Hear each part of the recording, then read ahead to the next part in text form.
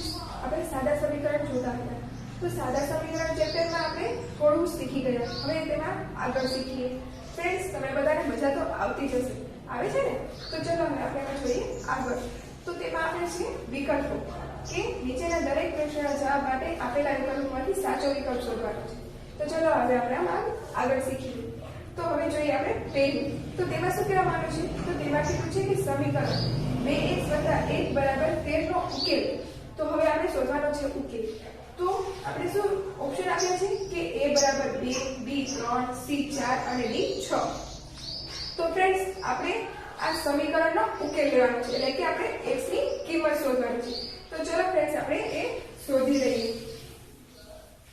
આપણે x ની કિંમત શોધવા માટે સમીકરણ પર લખી લઈએ સમીકરણ આપણને આપ્યું છે કે 2x + 1 = 13 હવે આ સમીકરણ આપ્યું છે તો આપણે શું કીધું છે કે x ની કિંમત શોધવાની છે એટલે ઉકેલ કાઢવાનો તો ચાલો આપણે કરી લઈએ તો કે 2x = 13 એમના એમ જ રાખવાના અને 1 ને આ બાજુ લઈ જઈએ એટલે કે માઈનસ થઈ જાય એટલે કે 2x = 13 માંથી 1 જાય એટલે કે 12 અને x = 12/2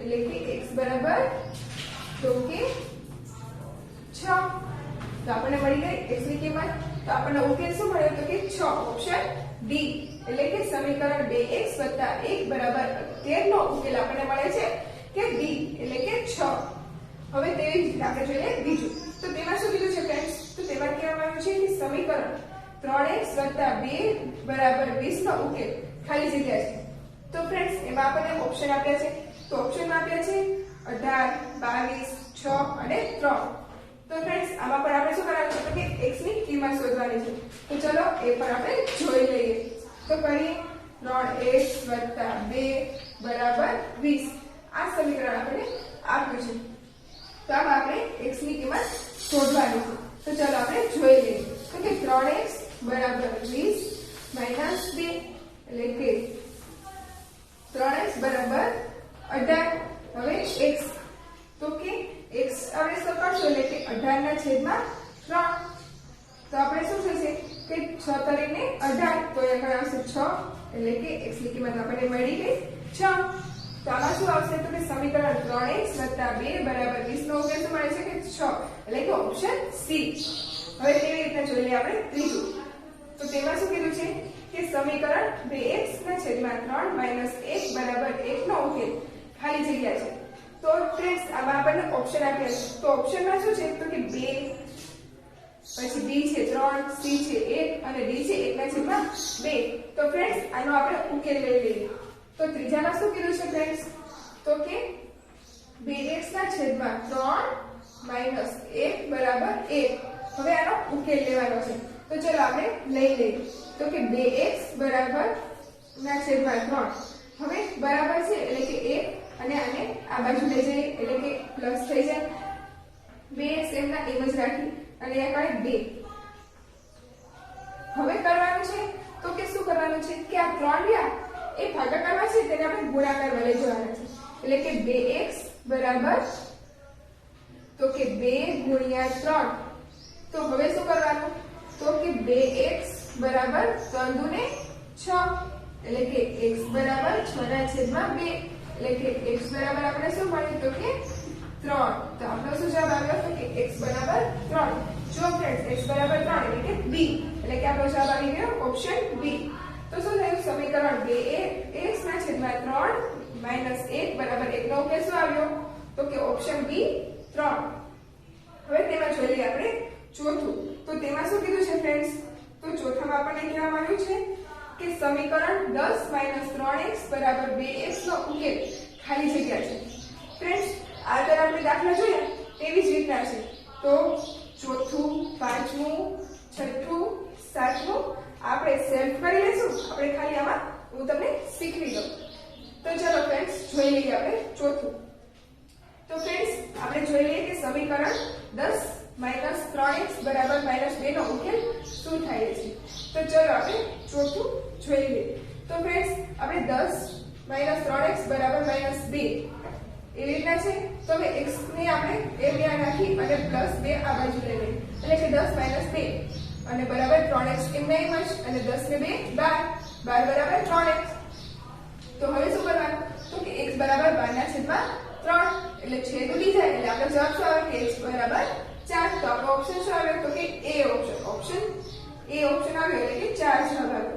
હવે ફ્રેન્ડ્સ એવી રીતે આપણે જોઈએ 5 તો ફ્રેન્ડ્સ એમાં શું કીધું છે તો એમાં કીધું છે સમીકરણ 5m - 1 બરાબર 14 નો ઉકેલ ખાલી જગ્યા છે. તો હવે આપણે આ પણ જોઈ લઈએ. એમાં ઓપ્શન આપ્યા છે -2 1 2 અને 3. તો ચલો જોઈએ આપણે. તો એમાં શું કીધું છે કે 5m - 1 બરાબર 14. તો કે 5m બરાબર 14 વત્તા 1 એટલે કે 5m બરાબર 15.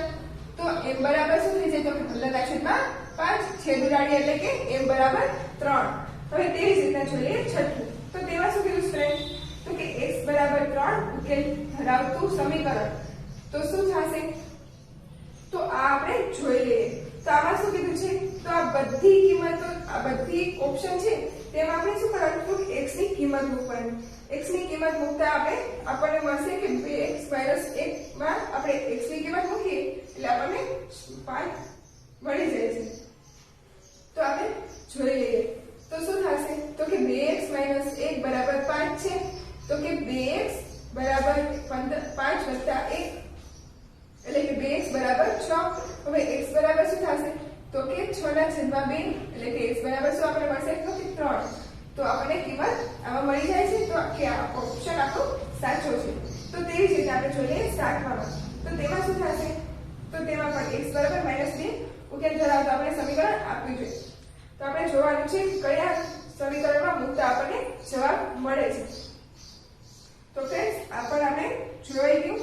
તો હવે જોઈ લઈએ આપણે તેમાં આપણે વિધાન સ્વરૂપે આપણે ગણિતિક વિધાન સ્વરૂપે સમીકરણ છે. તો હવે આપણે આ જોઈ લઈએ. આ હવે આપણે અગાઉ શીખી ગયા તેવી જ રીતના છે છતાં પણ આપણે એક નજર કરી લઈએ. તો ફ્રેન્ડ્સ આમાં આપણને શું કીધું છે તો કે નીચેના ગાણિતિક વિધાન સમીકરણ સ્વરૂપે લખો. તો ચલો જોઈએ. તો કે પહેલામાં શું કીધું છે તો કે x અને 6 નો સરવાળો 16 થાય છે. તો આપણે સમીકરણ સ્વરૂપે લખવાનું છે. તો શું કીધું છે તો કે પહેલું કીધું છે કે x અને 6 નો સરવાળો 16 થાય છે. તો કે x + 6 બરાબર 16. હવે તેવી જ રીતના શું કીધું છે બીજું તો કે a માંથી 5 બાદ કરતા 12 મળે છે.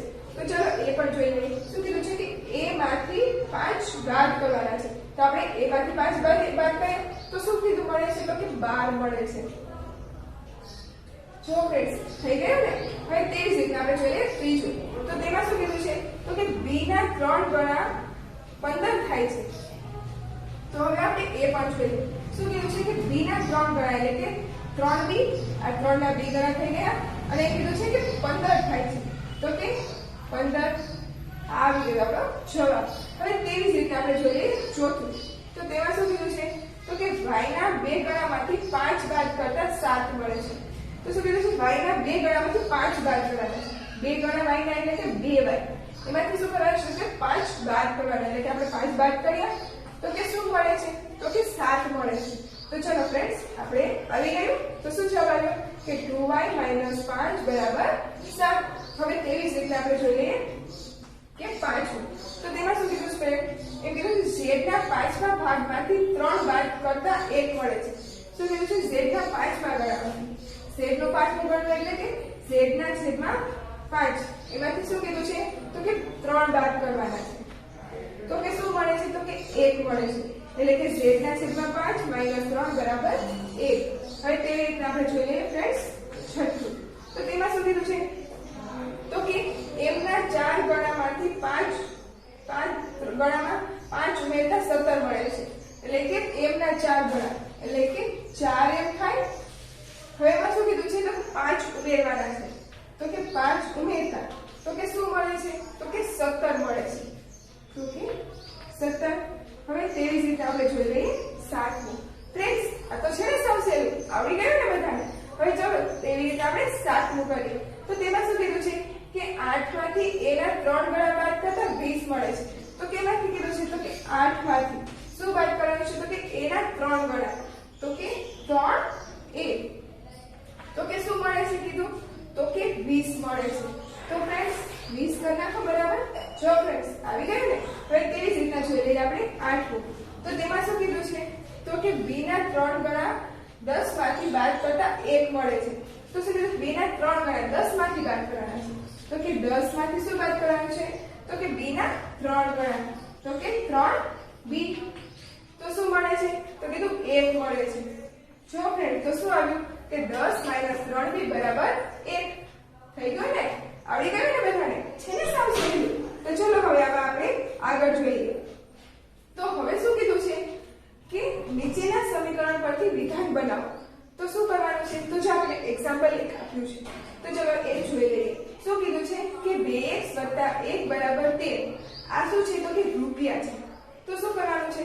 તો કે રમેશની પાસે રૂપિયાના 2 ગણામાંથી 2 ગણામાં 1 ઉમેરતા 13 થાય છે. તો શું કર્યું? આપણે હમણાં અત્યાર સુધી આમ હતું તેમાંથી સમીકરણ બનાવતા હતા. હવે આપણને સમીકરણ આપ્યું છે અને એના ઉપરથી આપણે આવી રકમ બનાવવાની છે. તો ચલો આપણે જોઈએ. તો શું આપણને આ સમીકરણ આપ્યું છે? તો શું કીધું આપણે? રમેશ પાસેના રૂપિયાના 2 ગણામાં 1 ઉમેરવાના. એટલે કે 2 ગણામાં 1 ઉમેર્યા આપણે એટલે કે શું મળે છે? તો કે 13 મળે છે. હવે ફ્રેન્ડ્સ આપણે એવી રીતના આગળ કરીએ. તો શું કહેવાનું છે? તો એમાં આપણને આપ્યું છે સમીકરણ. એમાં પહેલું આપ્યું છે કે 3x - 1 = 11. તો એ પણ આપણને આપ્યું છે રૂપિયા. તો આપણે આમાં કોઈ ભી વ્યક્તિનું નામ લઈને કરવાનું. જેમ કે આમાં લીધું છે કવિતા. તો કીધું છે કે કવિતા પાસેના રૂપિયાના 3 ગણા. આ રવિના પાસે રૂપિયા છે તેના 3 ગણા છે. એમાંથી 1 બાદ કરતા 11 મળે છે. તો જુઓ ફ્રેન્ડ્સ થઈ ગયું ને એમ રીતના કે કવિતા પાસેના રૂપિયાના 3 ગણામાં 1 બાદ કરતા 11 રૂપિયા થાય છે. હવે ફ્રેન્ડ્સ એવી રીતે આપણે બીજું જોઈ લઈએ. તો ફ્રેન્ડ્સ એમાં બીજું શું છે?